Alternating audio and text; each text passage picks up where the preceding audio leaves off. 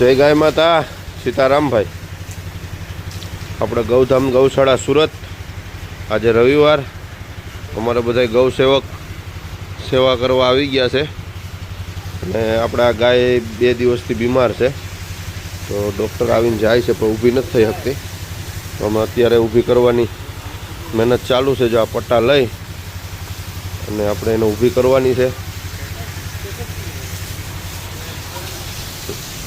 સીતારામભાઈ, જય ગાય માતા।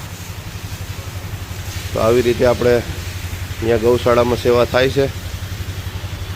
તો જે કોઈ ભાઈઓને રવિવારે ટાઈમ હોય અને સેવા કરવા આવવું હોય તો આવી શકે છે, અને ફંડ ફાળો આપવો હોય તો એ પણ આપી શકે છે।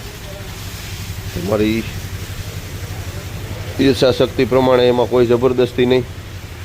તો આવો, જય ગાય માતા, સીતારામ।